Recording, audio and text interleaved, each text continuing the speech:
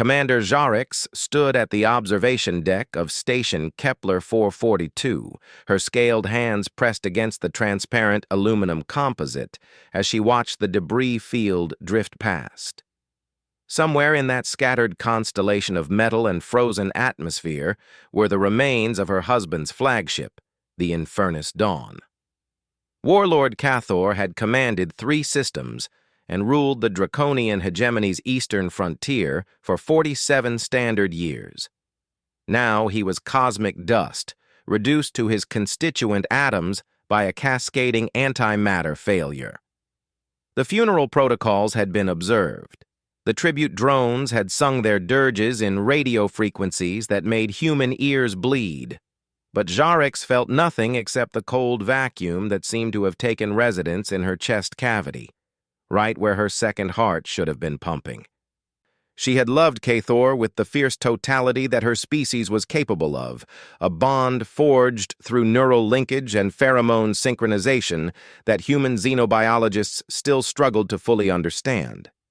Draconians mated for life, their nervous systems literally intertwining until the death of one partner often triggered catastrophic neurological collapse in the survivor.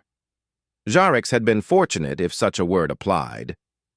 The electromagnetic pulse from the antimatter breach had severed their neural link instantaneously, sparing her the slow agony of feeling his consciousness dissolve.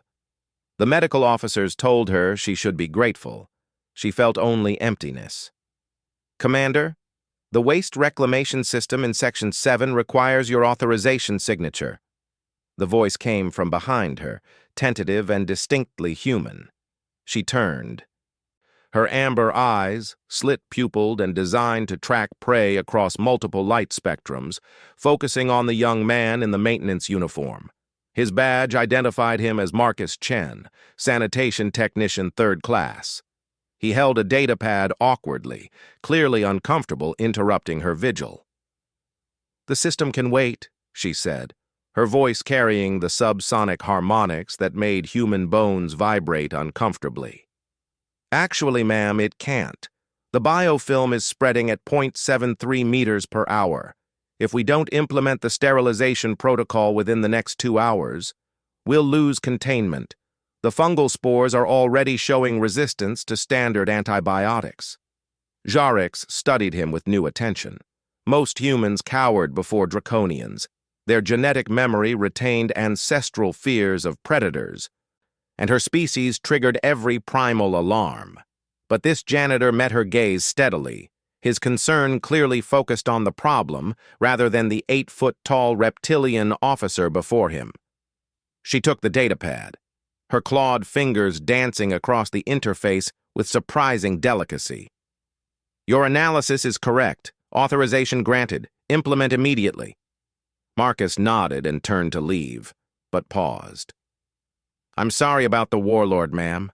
The maintenance crews respected him. He always thanked us when we fixed things, even small things. Most officers don't." Then he was gone, leaving Jarix staring at the empty corridor.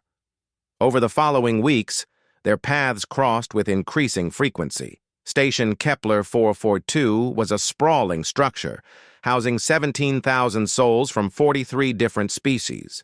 Yet somehow, Jarix found herself encountering Marcus Chen in corridors, observation lounges, and the hydroponic gardens where she went to ease the pressure behind her eyes. He was always working, recalibrating atmospheric processors, replacing worn seal gaskets, running diagnostic sweeps on the gravity generators. She began to notice the elegant efficiency of his movements, the way he could diagnose a malfunctioning system simply by the vibration frequency humming through the bulkheads. "You have a gift," she told him one day, watching him repair a leaking coolant line with nothing but basic tools and intuition. Marcus glanced up, surprise evident. "Just doing my job, ma'am." "No. I've observed thousands of maintenance personnel across 3 systems.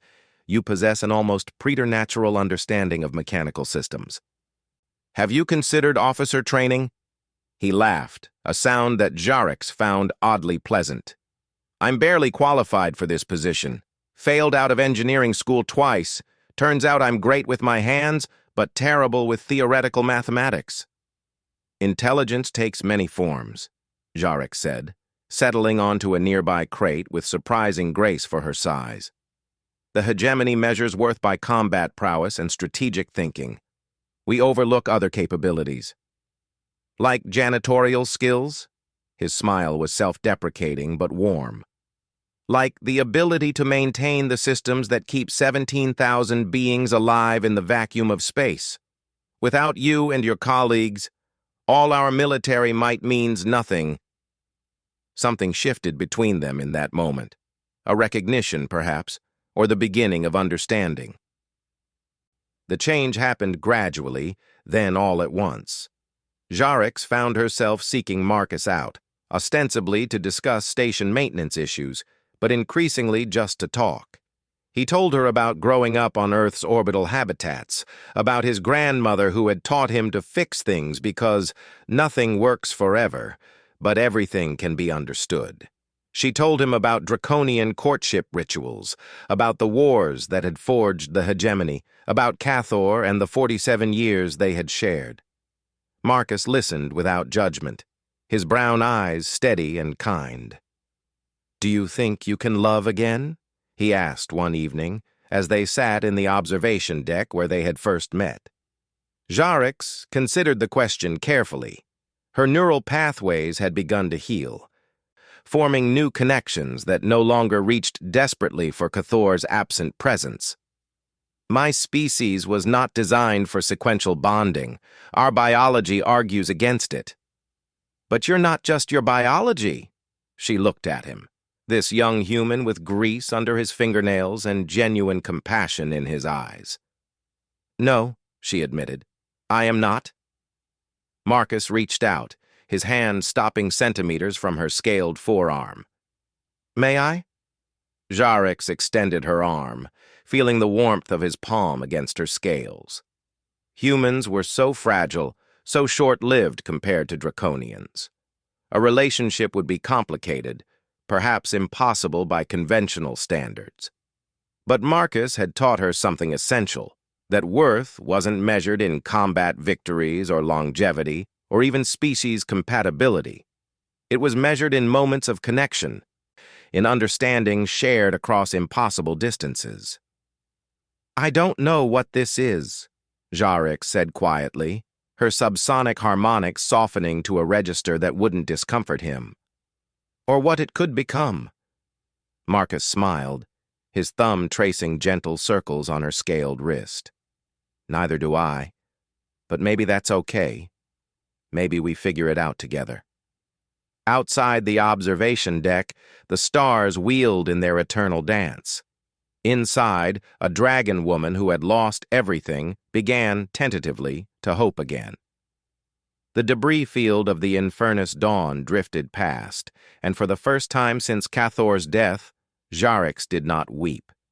Instead, she sat beside a young human janitor and contemplated the possibility of new beginnings.